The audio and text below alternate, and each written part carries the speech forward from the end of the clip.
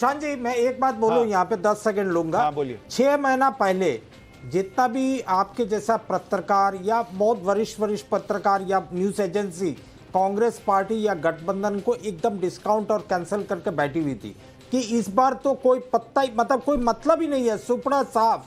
लेकिन फिर भी आज हम जो एग्जिट पोल में बैठे हैं, इसमें कम से कम इतना तो आ रहा है कि भाई जो नरेंद्र मोदी जी बोल रहे थे 400 पार 370 प्लस, सब एक जुमला रह गया। तो इससे मेरा दोस्त साथी यहाँ पे बोलते, मैं इनसे बोलूंगा कि भाई अगर 400 पार नहीं हुआ तो आप नरेंद्र मोदी जी को क्या बोलोगे? थोड़ा सा सर बचा के रखिए, अभी 2 मिनट के बाद गुजरात और छत्तीसगढ़ के नतीजे आने वाले हैं। आप तो गुजरात छत्तीसगढ़ दिखाइएगा, उत्तर प्रदेश, बिहार, पंजाब, दिल्ली क्या हुआ, बंगाल क्या हुआ? अरे सब दिखाऊंगा सर, ऐसा थोड़े कि लास्ट में उसको खा जाऊंगा, नहीं दिखाऊंगा। अरे सब दिखाऊंगा ना सर, ग्लास फुल और ग्लास हाफ, जो तरीका से आपको देखना है वो तरीका से दिखाइए। सर हम आपको कोई एतराज नहीं है। आप बोलिएगा पूरा ग्लास फुल करके दिखा देंगे, आप बोलिएगा पूरा ग्लास खाली करके दिखा देंगे, लेकिन जो दिखाएंगे क्लियर कट दिखाएंगे। यही कहना चाह रहा हूं, निश्चिंत रहिए। नतीजा जो भी आया 4 लाख का आपका ये है, सैंपल साइज है, आप एकदम निष्पक्ष होकर दिखाइए, क्योंकि ये तो अल्टीमेट रिजल्ट नहीं हुआ। लेकिन दिखाने का तरीका सर्कस का जैसा मत कीजिए। अरे सर देखिए, अब आप ये गलत ट्रैक पे जा रहे हैं। हम कैसे दिखाएंगे, हम कब पहले दिखाएंगे? नहीं, आप फिर हमको नहीं पसंद आ रहा ना सर, आप जो बोल रहे हो हमको नहीं पसंद आ रहा। हम आपको रिस्पेक्ट कर रहे हैं, हम अजीज खान को बोल रहे हैं कि हम मान रहे हैं कि ठीक है आपका कार्यकर्ता न माने, आप मेरा थोड़े रन डाउन तय कीजिएगा कि हम पहले किस राज्य का दिखाएंगे। डिबेट शुरू किया था, नहीं, अब इस पे मत जाइए ना सर। अभी देखिए, अभी से आप परेशान हो गए, 67 पे रुके नहीं कि इसको दिखाइए उसको दिखाइए, ये मुझे गलत लगता है। आप लोग इतना बोलने की आजादी की बात करते हैं, लेकिन मेरा रन डाउन क्या होगा ये आप तय करना चाहते हैं। हमको किस राज्य को दिखाना है ये आपको दिखाना है। भाई ये सर्कस लग रहा है, आप मत आइए फिर। नहीं, आप मेरा पॉलिटिकल लाइन को तैयार कीजिए। नहीं, मैंने आपको क्या बोला? आपको कुछ बोला है क्या? आप जबरदस्ती सर्कस बता रहे हैं, सर्कस लग रहा है, मत आइए फिर। ये कोई बात नहीं है, आगे बढ़िए, चलिए। देखिए वो अलग बात है। हाँ ठीक है, मत बोलिए, देखिए गलत बात मत कीजिए, अच्छे माहौल में बात चल रही है। हमने किसी का एग्जिट पोल गलत नहीं बोला है। मैं समय बर्बाद नहीं करूंगा आपके साथ, आगे चलिए। गुजरात दिखाइए, छोड़िए आवाज कम कीजिए, गुजरात दिखाइए। छोड़िए, आपको दिक्कत लग रही है, आप बैठिए, मैं क्या करूं। गुजरात दिखाइए। गुजरात के आंकड़े अब आपके सामने रखने जा रहा हूं, जरा गुजरात के नतीजे देखिए। एग्जिट पोल के मुताबिक गुजरात 26 सीटें और 26 की 26 बीजेपी के पास जाती हुई दिख रही हैं। ये इस वक्त गुजरात का एग्जिट पोल कह रहा है, और इसमें कोई बहुत आश्चर्य नहीं, क्योंकि गुजरात में विधानसभा चुनाव में जैसे बीजेपी को रिकॉर्ड जीत मिली, उसके बाद गुजरात में क्या हो रहा है एग्जिट पोल में, ये किसी को आश्चर्य नहीं देगा। बीजेपी को 61% वोट शेयर दिख रहा है गुजरात के अंदर, और बीजेपी को साथ में इंडी अलायंस को 35% वोट शेयर दिख रहा है। अन्य के खाते में 4% वोट शेयर जाता दिख रहा है। अब जरा छत्तीसगढ़ का हाल देखते हैं, जहां बीजेपी ने बड़ा उलटफेर किया था विधानसभा में। छत्तीसगढ़ में 11 लोकसभा सीटें हैं, उनमें से 11 की 11 भी बीजेपी जीत सकती है, यह हमारा सर्वे कह रहा है। और कांग्रेस के खाते में 1 सीट मैक्सिमम होगा तो जा सकती है। बीजेपी का वोट शेयर 51% छत्तीसगढ़ में, कांग्रेस का 42%। पीयूष, जरा छत्तीसगढ़ में ये एक सीट कौन सी है जो आप कह रहे हैं फाइट है? एक तो 2 सीटों पे फाइट है, एक जंजगीर चंपा पे और दूसरा कांकेर सीट पे फाइट है। और सुशांत जी, आपने उस समय मुझे बोलने का मौका नहीं दिया था। मैं अजीत जी को कहना चाहूँगा, जो हमें डिस्क्रेडिट कर रहे हैं, जो भी उन्होंने कहा, मेरी टीम ने पूरा देश नाप डाला, पिछले 2 महीने में पूरा देश नाप डाला, इतना गर्मी में काम किया। तो एक चीज़ मैं उनको कहना चाहूँगा कि अगर उनकी जो एजेंसी ने वो नहीं किया है तो उनको तुरंत उसको बदल देना चाहिए। देखिए पीयूष भाई, ये सब बातें दिल पे लेने की नहीं है। वो नेता हैं, वो बैठे हैं, उनको 4 जून के पहले उनके हिसाब से चीजें नहीं दिखेंगी तो उनको बोलना है, तो ये उनका काम है।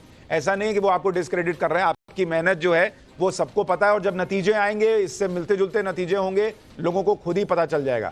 अजीज भाई, आप कुछ जवाब भी देना चाह रहे थे, जो सवाल उठा रहे थे अवनीजेश अवस्थी। जी सर, यूपी के बारे में डिस्कशन हो रहा था और सर्वे किया है आपकी टीम ने। ईमानदारी की बात यह कि उत्तर प्रदेश में किस तरह उत्साह रहा है, यहां लोगों ने किस तरह बैरिकेडिंग तोड़ा है। सर मुझे कंप्लीट कर लेने दें। किस तरह बैरिकेडिंग टूट रहा था, किस तरह उत्साह रहा लोगों में, ये मुझे लग रहा है ये सीटों में दिख रहा है कन्वर्ट होते हुए। अरे भैया, उत्साह नहीं, 80 में से 80 आ रही है ना। अग्नेश जी कह रहे थे कि साहब 79, मैं कह रहा हूं 79 89 नहीं, मैं कह रहा हूं 50 अखिलेश यादव ने कहा है कि 80 में से 79 सीट पर अजीज भाई पर फाइट है। अजीज भाई बैरिकेडिंग तो आपकी 17 में भी टूट रही थी, बैरिकेडिंग 19 में भी टूट रही थी, बैरिकेडिंग 22 में भी टूट रही थी। भीड़ देख के लोग सोच रहे थे 22 में आप जीत रहे हैं और आखिरी दिन का वो भी हम जीत रहे हैं।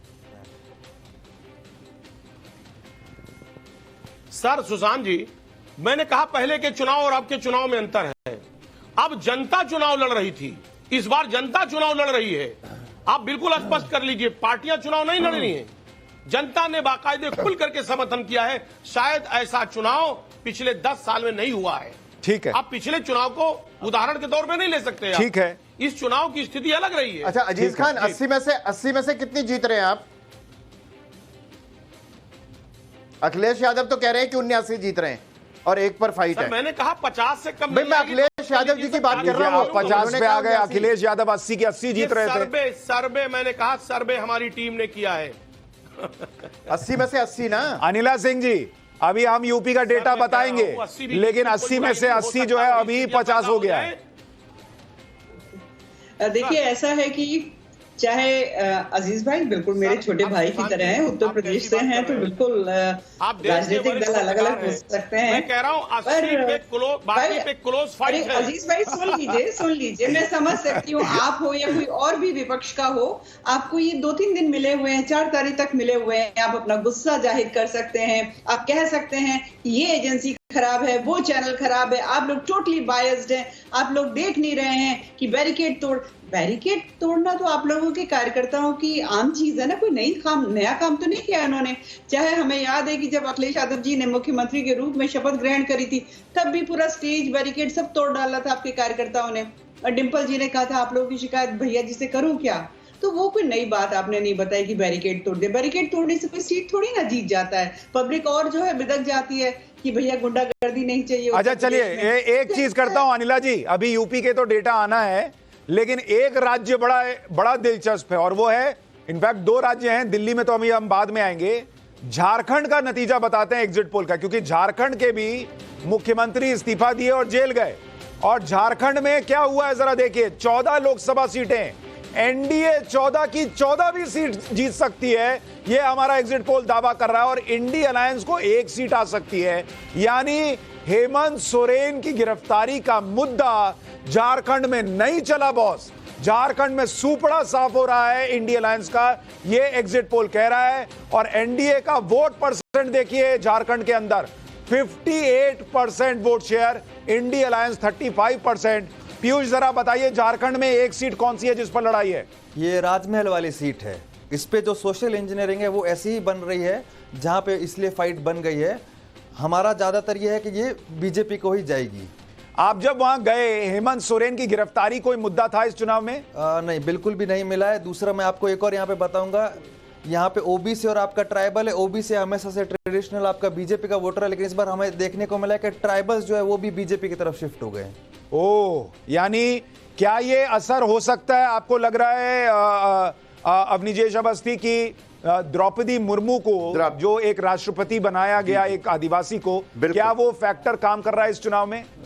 सुशांत, न सिर्फ द्रौपदी मुर्मू को राष्ट्रपति बनाया इसका, बल्कि जिस तरीके से कांग्रेस और बाकी पार्टियों ने जिस तरीके की टिप्पणियां की उस राष्ट्रपति पर, उनके उम्मीदवारी पर, उसके कारण समूचा आदिवासी समाज के भीतर जो रोष और क्रोध है इन पार्टियों के प्रति, उसका आप कल्पना नहीं कर सकते। ठीक है, आकाशदीप मुनि जी, दोनों आकाशदीप मुनि जी, 1 मिनट। आकाश, मेरा सवाल तो सुन लीजिए आकाश भाई। मैं ये कह रहा हूं कि दिल्ली और झारखंड ये 2 राज्य थे जहां के मुख्यमंत्रियों की गिरफ्तारी का मुद्दा बहुत जोर शोर से उठाया गया। झारखंड में हमारा सर्वे कह रहा है कि हेमंत सोरेन की गिरफ्तारी का कोई मुद्दा नहीं था। देखिए सुशांत जी, पहली बात तो द्रौपदी मुर्मू जी के इशू पे मैं बताना चाहूँगा कि ग्रास रूट पे झारखंड पे उस पर कोई असर नहीं पड़ेगा। वो उड़ीसा से है, मैं उड़ीसा को बहुत अच्छी तरह जानता हूँ, मैं खुद उड़ीसा से हूँ, और द्रौपदी मुर्मू के इशू पे कोई असर नहीं है ग्रास रूट रियलिटी पे। एक और चीज़ बताना चाहूँगा, दिल्ली में आज तक आम आदमी पार्टी की सरकार में, आपके दिखाने से पहले बताना चाहूँगा कि दिल्ली में आम आदमी पार्टी की आज तक लोकसभा में 1 भी सीट नहीं है। इस बार आएगी, इस बार पहली बार दिल्ली से आएगी, आम आदमी पार्टी की भी आएगी और कांग्रेस की भी आएगी। दिल्ली से आएगी और दिल्ली से आएगी। पक्का? और क्यों? हाँ हाँ, मैं आपको अभी वो बता रहा हूँ, 2004 जून को दिखा दीजिएगा। कौन सी सीट आ रही है? कौन सी सीट आ रही है? नाम लीजिए। मैं बोल रहा हूँ कि ना कि दिल्ली में, अरे नाम बताइए ना कि चांदनी चौक आ रही है। बात है, मैं तो आप मुझे हैकल करना बंद करो। मैं आपको बता रहा हूँ कि ना कि अभी अवस्थी जी बहुत हैकल करने की कोशिश कर रही है। 8 बोल रहे, मैं कह रहा हूँ 7 है, सही कह रहे हैं, जिसमें मैं हैकल कर रहा हूं। हार रही है सिर्फ दिल्ली। अच्छा ठीक है, मैं तो बस पूछ रहा हूं, हो सकता है आप सही कह रहे हो सकता है दिल्ली में आपकी सीटें आ जाए। हमारे सर्वे में क्या है ये हम अभी थोड़ी देर में बताएंगे। पीयूष, आप कुछ जोड़ना चाह रहे हैं? सुशांत जी, मैं एक बहुत ही इंटरेस्टिंग फैक्टर बताऊंगा। अक्रॉस इंडिया जो ट्राइबल वोटर था वो हमेशा से कांग्रेस का ट्रेडिशनल वोटर था। कहीं कहीं पे कुछ राज्यों को अगर छोड़ दे, राजस्थान को छोड़ दे, तो बाकी अक्रॉस इंडिया ट्राइबल वोटर जो है वो अभी बीजेपी की तरफ शिफ्ट हो गया है। और ये बड़ा शिफ्ट है क्या?